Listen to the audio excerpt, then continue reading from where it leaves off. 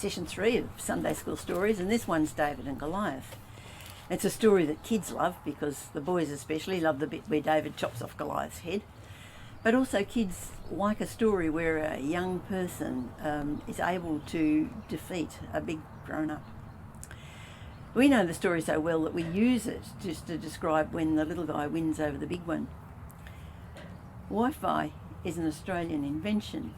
The technology was around, but it was unusable until 2 Sydney guys worked out a way of making it usable. And immediately the US giants like Google and so on jumped on it and started using it without permission, thinking that their size and their power, they could just do it. Well, the 2 Sydney guys sued. They had an unknown and probably not all that well paid lawyer, and he was up against a bank of American lawyers where there was just no expense spared, and the Aussie guys won. Great story, and we see it as a David and Goliath story, which of course it is. But there's more to the Bible story that speaks to us. Philistines and Israelites were enemies over a long period, and at this particular battle they were lined up on either side of a valley. But the Philistines had a weapon in a giant named Goliath, and he would come out every day, go down into the valley and challenge the Israelites to send someone to fight him. Now the Israelites lined up in their battle lines every morning, but no one was willing to step forward and fight the giant. They were just terrified, and this went on for 40 days. David was still a boy when he took supplies to his brothers in the army, and he heard the challenge of Goliath. 1 Samuel 17:8.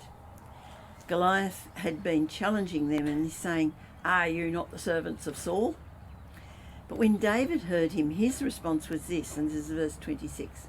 "Who is this uncircumcised Philistine that he should defy the armies of the living God?" See, David saw beyond the human vision. He saw what the real battle was, and the battle was a battle fought by God.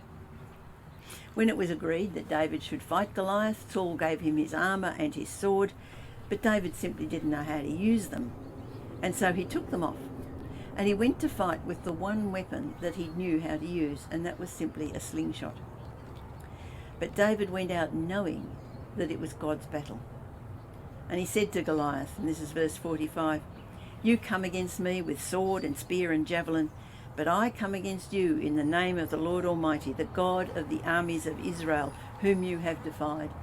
This day the Lord will deliver you into my hands." And of course God did just that. He used that weapon, that tiny weapon of a stone.